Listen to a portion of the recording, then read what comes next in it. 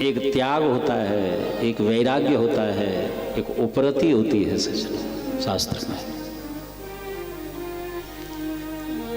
देवर्षि नारद कहते हैं, भक्ति सूत्र में वर्णन आया है, गर्गाचार्य जी का विभाव है, कथा दिश्युति गर्गः, ये भगवत कथा एक ऐसा साधन साध्य है, इसमें चित्त लग जाता है तो संसार का हमको त्याग करना नहीं पड़ता, अपने आप विस्मरण हो जाता है। सच्चा जो स्मरण है परमात्मा का, वो संसार का विस्मरण करा देता है। और विस्मरण होते ही आहा, वहाँ पर सुख दुख ये द्वंद्व मिट जाते हैं, आनंद में स्थिति होती है उसकी। फिर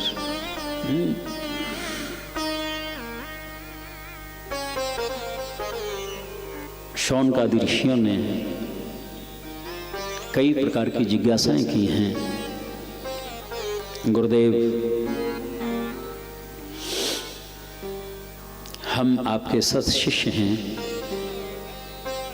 ब्रूयुः स्निग्धस्य शिष्यस्य गुरवो गुह्यमप्युतः। जो सत्पात्र शिष्य होता है ना, गुरुदेव जो हैं, अपने हृदय का जो गोप्य रहस्य है शिष्य के बिना पूछे भी प्रकट कर देते हैं, उड़ेल देते हैं उसके ऊपर। हाँ, कहते नहीं, शिष्य जो है गुरुदेव की सेवा में रहता था। एक बार 1 महीने के प्रवास पर उसे जाना था, रामत करने के लिए। गुरुदेव से आज्ञा ली, गुरुदेव 1 महीने बाद लौटूंगा, आज्ञा प्रदान करें। गुरुदेव ने कहा कि बेटा ठीक है जाओ, लेकिन मुझे एक बात कहनी थी तुमसे। जब लौट आओगे ना तब उस बात को बताऊंगा तुम्हें, जाओ।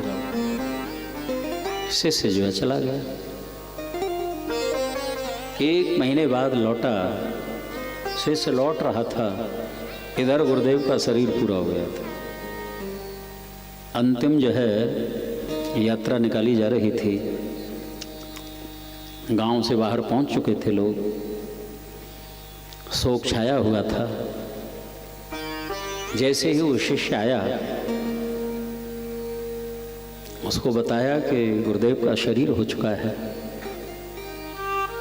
किंचन मात्र भी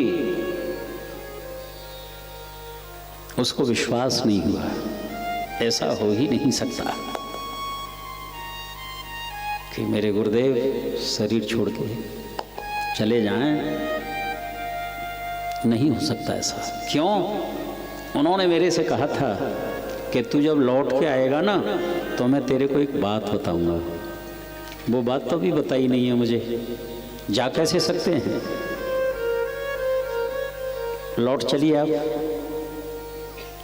आप अंतिम संस्कार नहीं करेंगे जब तक मेरे गुरुदेव का, जब तक मुझे वो बात नहीं बताएंगे। लोगों ने समझा, भैया बिल्कुल शरीर शांत है, कि नहीं नहीं नहीं ऐसा नहीं हो सकता। सबके हाथ जुड़े और दुराग्रह पूर्वक लौटा के लाया, शरीर रखा गया, खोला गया। उसने प्रार्थना की, गुरुदेव जो आप आज्ञा देना चाहते थे दीजिए। आज गुरुदेव ने वैकुंठनाथ से आज्ञा प्राप्त की, शिष्य को वो बात बतानी है, आज्ञा प्रदान करें, जाना है हमें। उस शरीर में पुनः गुरुदेव की चेतना आ गई, प्रकट हो गए गुरुदेव। और शिष्य से कहा कि बेटा बस यही बात बताना चाहता था कि सभी संतों में, वैष्णवों में गुरु भाव रखना, सेवा करना, उनकी गुरु भाव से ही सेवा करना। शिष्य ने कहा ठीक है गुरुदेव, अवश्य करूँगा, शिरोधार्य है आपका वचन, लेकिन आप यदि चले गए, देखेगा कौन कि शिष्य मेरी आज्ञा का पालन कर रहा है अथवा नहीं। इसलिए आपको भी जाना नहीं होगा कहीं। हाँ, गुरुदेव जो हैं, नाभा गोस्वामी ने वर्णन किया है भक्तमाल में, 1 वर्ष रहे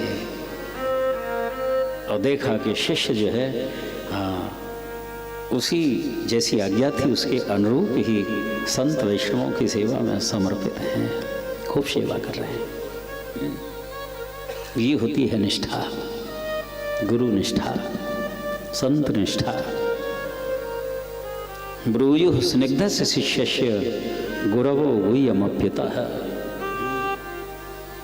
हाँ, सौनक जी ने स्वीकार किया, गुरुदेव हम आपके सत्शिष्य हैं, आप हमारे ऊपर अनुग्रह करें। संसार में जितने भी प्राणी हैं, कर्मों में संलग्न हैं, क्योंकि कर्म किए बिना तो मनुष्य रह ही नहीं सकता, ना तो जागृत अवस्था में, ना ही स्वप्नावस्था में, और ना ही सुसुप्ति अवस्था में। गहरी नींद भी आ जाती है ना, जब हम स्वप्न भी नहीं देखते, उसको सुसुप्ति अवस्था कहते हैं। और उस अवस्था में यदि कोई जगा देता है हमको, तो हम झुंझला जाते हैं। कच्ची नींद में जगा दिया तुमने हमको, इसका मतलब नींद पकने की क्रिया हो रही थी। कच्ची नींद में जगा दी, क्रिया तो उस समय भी हो रही है। जब हम स्वप्न देखते हैं तो बुद्धि रहित मन होता है, चित्त जो है अनेक रूप धारण कर लेता है। जैसे जागृत अवस्था में हम व्यवहार करते हैं, स्वप्नावस्था में भी वैसा ही चलता है।